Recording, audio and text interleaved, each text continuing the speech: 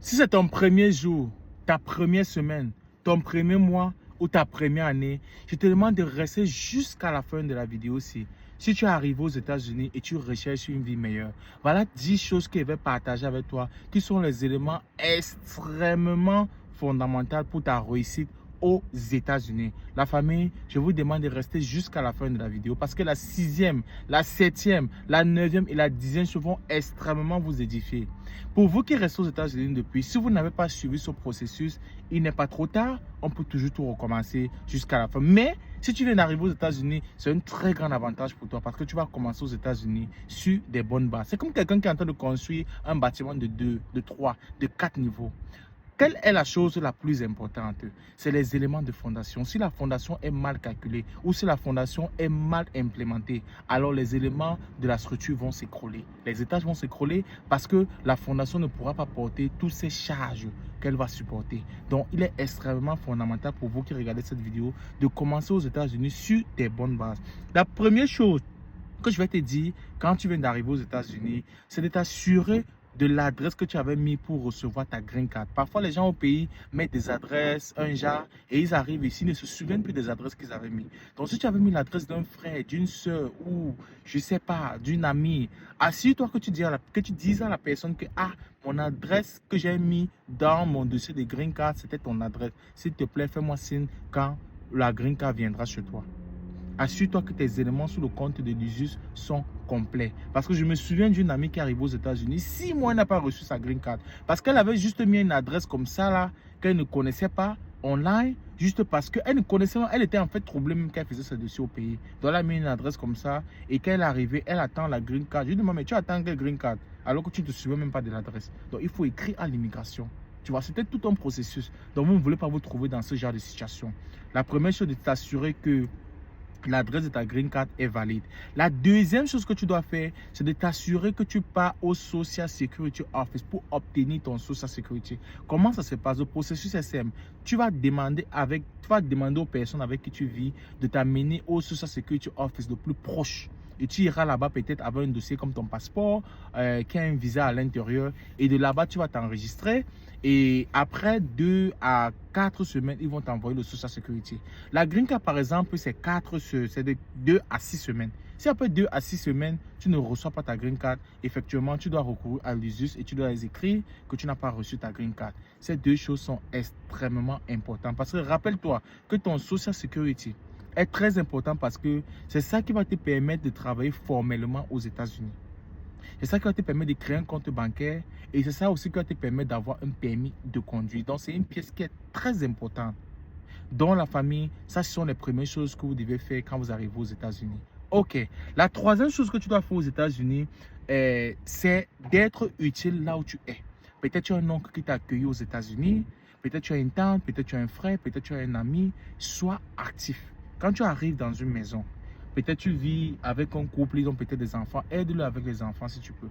Tu vois un peu, peut-être ils mettaient des enfants au daycare. Le daycare, c'est les endroits où on arrête les enfants quand les parents partent travailler et tout ça.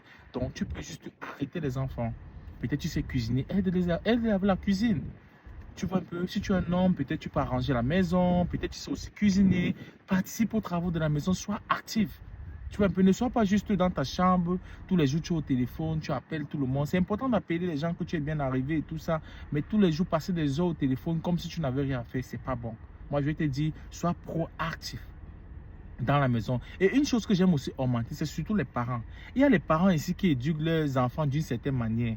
Et quand vous éduquez vos enfants d'une certaine manière, ne les envoyez pas chez les gens. Parce qu'il y a des enfants qui arrivent chez les gens, ils ne veulent complètement rien faire. Ils pensent que c'est chez les parents. Je me rappelle qu'il y avait que, je crois, bon, je ne vais pas parler de la nationalité, hein, un jeune homme que j'avais connu comme ça, un jeune de ma génération, qui était arrivé chez un oncle et lui ne voulait complètement rien faire. Il dit non, quand moi j'étais en Afrique, chez nous on avait des domestiques, on ne travaillait pas. Mais tu étais chez tes parents. Maintenant tu vis chez quelqu'un. Et tu dois vivre selon la réalité de la personne. Tu ne peux pas vivre comme chez tes parents parce que tu n'es pas chez tes parents. Il y a les parents que parfois les enfants les appellent pour dire vraiment il y a tel oncle qui me menace, il y a telle tante qui me menace. Et eux qui disent à leurs enfants que non, tu dois t'habituer avec les réalités de cette maison. Ils vont commencer à appeler la personne pour dire oui, mon fils dit qu'il ne se sent pas bien, ou ma fille dit que non, tu n'es pas en train de bien l'encadrer là-bas. Et tu vois, ces petites histoires comme ça, là, vous ne voulez pas arriver à ce niveau-là. Si tu es un parent, ton enfant t'appelle, dis à cet enfant de suivre les lois de la maison. Parce qu'à 99% des cas, c'est les enfants qui dérangent.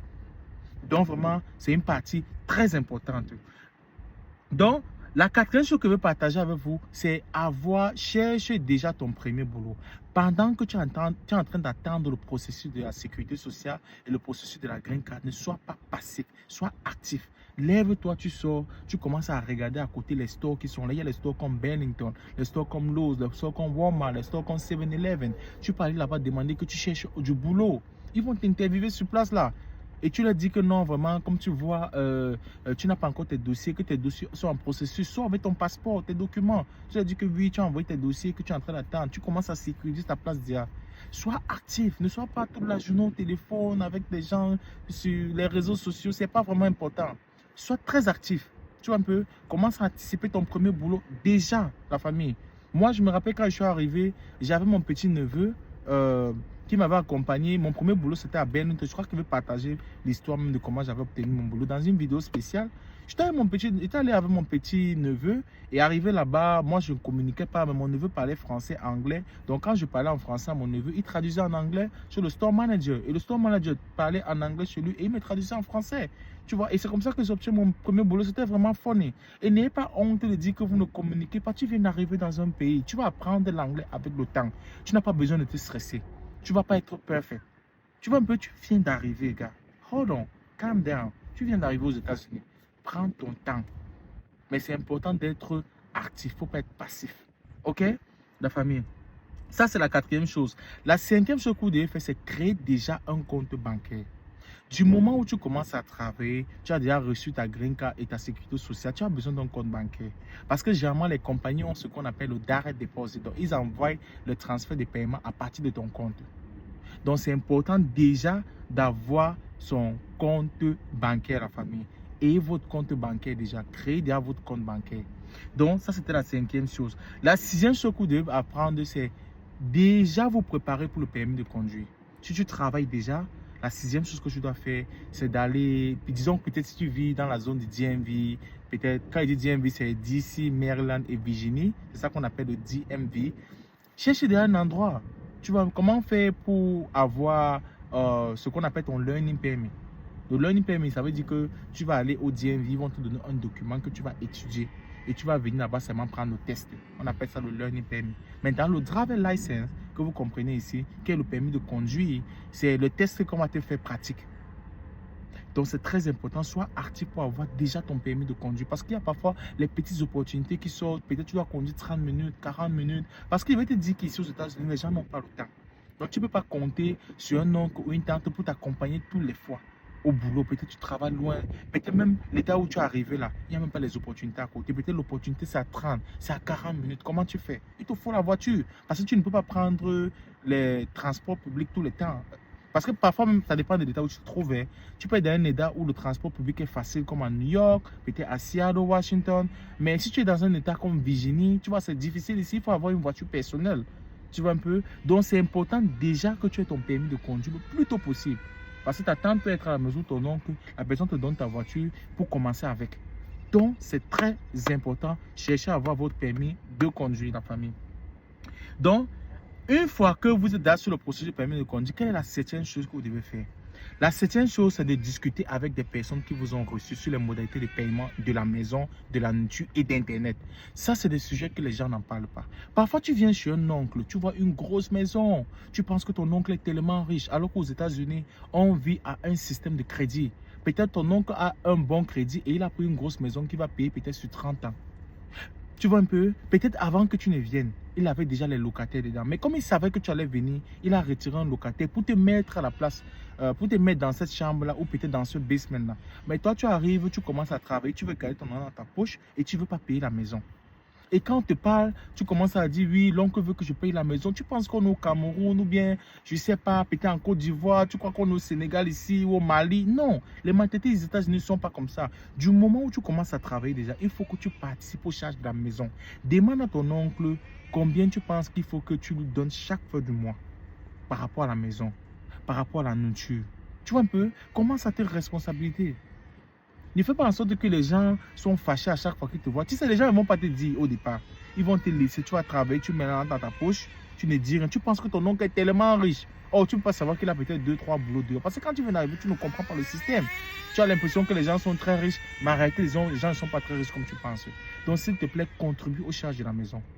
S'il faut payer quoi, contribue aux charges de la maison. C'est tout ce que je te dis à travers cette vidéo. Ça, c'était la 7e chose. La 8e chose, c'est quoi? La 8e chose, c'est cherche à avoir une carte de crédit. Une fois que tu travailles déjà, tu as tous tes documents.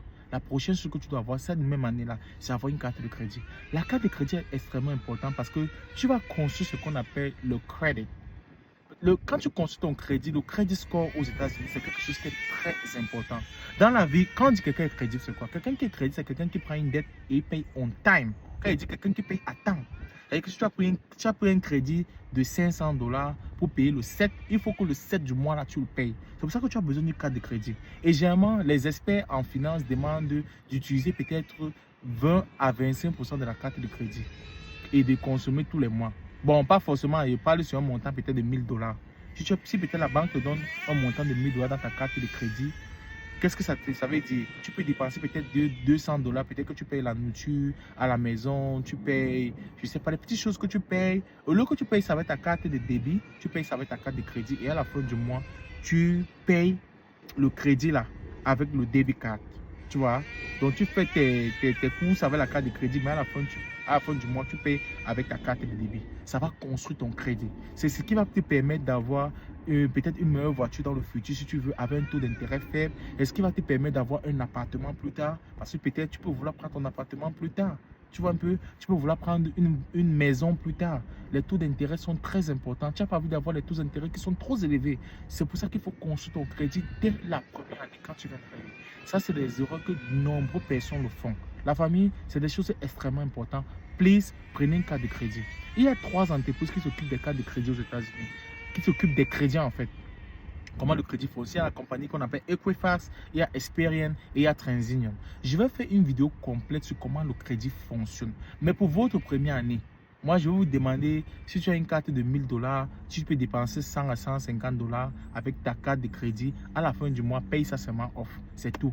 Construis ça comme ça. Parce que c'est un sujet qui est vraiment très long à vous expliquer sur une seule vidéo. Donc vraiment, je vais vous expliquer comment le crédit fonctionne plus tard. La famille, je vais faire une vidéo spécialement pour ça. Donc ça, c'est la 8e chose que je voulais dire. La 9e chose que je veux dire, c'est prépare-toi déjà pour prendre les classes d'anglais. Au départ, je vous ai dit que vous devez chercher votre premier boulot, n'est-ce pas? Pendant que vous attendez d'attendre votre green card et votre sécurité sociale. Mais assurez-vous que vous avez un boulot de 40 heures et un seul boulot. Je ne vous demande pas d'avoir 2 boulots. Les gens qui arrivent aux États-Unis, parfois, ils sont tentés d'avoir 2, 3 boulots. Il faut commencer sur de très mauvaises bases. Je te dis la vérité, surtout quand tu as les papiers. Tu commences sur de très mauvaises bases. Prenez un seul boulot de 40 heures et l'autre temps que vous aurez, c'est de partir peut-être à l'école qu'on appelle le Community College. Dans tous les États, il y a le Community College. Allez là-bas, dites que vous voulez prendre ce qu'on appelle le placement test. Si vous voulez faire des études aux États-Unis, même si vous ne voulez pas faire des études, vous avez besoin de prendre des classes d'anglais. Parce que vous avez besoin d'apprendre l'anglais dans ce pays. Tu ne peux pas t'intégrer dans un pays sans la langue. Tu ne peux pas avoir les meilleures opportunités sans la langue. Comment tu vas communiquer avec des gens? Parce que l'une des choses les plus importantes au service aux États-Unis, c'est ce qu'on appelle le customer service, donc le service client. C'est communiquer dans tous les boulots, c'est ça. Même à l'école, quand tu pars à l'école ici aux États-Unis, il y a un cours qu'on appelle communication. C'est très important. C'est là où on t'apprend le leadership, c'est là où on t'apprend à communiquer, c'est là où on t'apprend à te vendre devant des entreprises, devant des personnes. C'est là où on t'apprend à être vraiment une personne d'un certain leadership, d'une certaine catégorie. Donc, c'est important pour toi de partir au community college et prendre déjà les classes d'anglais. La famille, ne tardez pas. Première année, cherchez à prendre les classes d'anglais. Généralement, c'est 5 niveaux. Level 1, Level 2, Level 3, Level 4, Level 5. Après, vous entrez dans ce qu'on appelle le English 111. Après le English 111, maintenant, vous pouvez commencer à prendre les classes comme les Américains. Mais à la base, on va vous demander d'abord les classes d'anglais pour que vous puissiez prendre les classes plus tard. Ça, c'était, comme je vous ai dit, la 9e chose. La 10e chose que vous devez faire après avoir pris les cours de langue, c'est réfléchir sur la carrière que vous voulez faire. La famille, la carrière aux États-Unis est extrêmement importante. Ne confondez pas les cours de langue et votre carrière que vous avez fait. Quand il dit carrière, c'est quelqu'un qui peut-être travailler comme ingénieur logiciel, quelqu'un qui veut travailler comme financier, comme médecin, comme nurse. Vous voyez un peu, ça c'est de la carrière. Peut-être tu es devenu ingénieur en électricité, en plomberie. Donc, identifiez quel est le domaine dans lequel vous voulez vous former. Faites des projections, regardez les domaines que sur 10, 15, 20 ans, ils seront toujours à la demande. Très, très important la famille. Ne prenez pas les domaines comme ça, vous venez, vous faites certains filières qui ne payent pas, vous allez payer les crédits toute votre vie. Faites très attention, choisissez les meilleurs filières. C'est pour ça que présentement, je suis en train de construire une plateforme. J'ai commencé à construire l'année dernière, mais après le feedback des utilisateurs, ils m'ont demandé de redesign la plateforme. La plateforme permet aux gens d'ajouter leur expérience professionnelle dans la plateforme ici aux États-Unis, de partager leur expérience professionnelle à l'école. Ça va te faire dans tout le monde entier, mais j'ai d'abord conçu ça pour les États-Unis, pour ceux qui sont ici. Mais quelqu'un qui en a fait pourra ajouter son expérience dedans. Ça va permettre que si tu veux faire une filière, par exemple, comme médecine, tu peux regarder tous ceux qui ont fait les études de médecine dans la plateforme. Tu dois savoir combien ils gagnent, combien d'années ça les a pris pour finir leur graduation, quelles sont les difficultés qu'ils ont rencontrées. Ouais, vous avez besoin de connaître toutes ces informations. C'est très, très important. Il faut s'éduquer avant de faire n'importe quoi. Il faut prendre des informations à la famille. Pour une personne qui a peut-être fait programmation, combien d'années il a besoin de faire à l'école? Combien on le paye? Quels sont les salaires selon les États? Vous voyez un peu, la promotion, ça se passe comment? Est-ce que c'est une filière qui est difficile? Qu'est-ce que d'autres disent par rapport à la filière que vous voulez faire? Est-ce qu'ils sont épanouis? Faites des filières vraiment qui vont vous aider à vous épanouir avec votre famille dans le futur. Même si tu ne veux pas aller à l'école, il y a des certifications. Réfléchis. Quel domaine je veux faire? Quelle certification j'ai envie de faire? Tu peux arriver aux États-Unis, tu trouves que peut-être l'école n'est pas trop importante pour toi, mais tu peux aussi avoir besoin de faire une certification dans tel domaine, dans tel domaine. Regardez des certifications qui sont meilleures. C'est pour ça que je suis en train de construire la plateforme là. Quand la plateforme là serait disponible, je vais poster ça ici sur Facebook, sur TikTok et sur YouTube. Et je vais souhaiter vraiment que vous partagez votre expérience à l'intérieur pour pouvoir orienter d'autres personnes. J'en parlerai plus sur la plateforme sur une vidéo spéciale. Mais comme je vous ai dit, vraiment c'est important que vous réfléchissiez sur votre futur. Très important. Et tout ça doit se faire toujours à la première année. Donc ça c'était la 10e chose que je devais partager avec vous. Mais je vais encore ajouter une seule chose. La dernière chose que j'ai envie d'ajouter, qui est la 11e chose, qui est la chose bonus, c'est faites attention avec des relations amoureuses quand vous venez d'arriver. Réfléchissez très bien avant de vous engager dans des relations amoureuses. Ne venez pas vous tomber seulement du premier jour comme ça. Un homme, tu vois une femme, tu t'engages. Une femme, tu vois un homme, tu t'engages. Et après, demain, tu vois, faut vraiment assurez-vous que les personnes avec qui vous serez, ils ont la même vision que vous. Ils ont le même futur que vous. Ils ont les mêmes aspirations que vous. Ils ont les mêmes croyances religieuses que vous. Assurez-vous de tout le truc que vous voulez vraiment être avec cette personne pour le reste de votre vie. Parce qu'aux États-Unis, généralement, on ne fait pas comme ça. On n'est pas en Afrique ici. Donc, du coup, ici, quand les gens s'engagent, parfois, ça part très loin jusqu'au mariage. Les relations ici aboutissent beaucoup. Donc, du coup, vraiment, quand vous venez à votre mentalité d'Afrique, vous pouvez penser que vous pouvez jouer ici avec les gens. Les gens ne sont pas dans ça. Faites très attention. Vous êtes venu vous chercher. Ne commencez pas votre vie sur des mauvaises bases.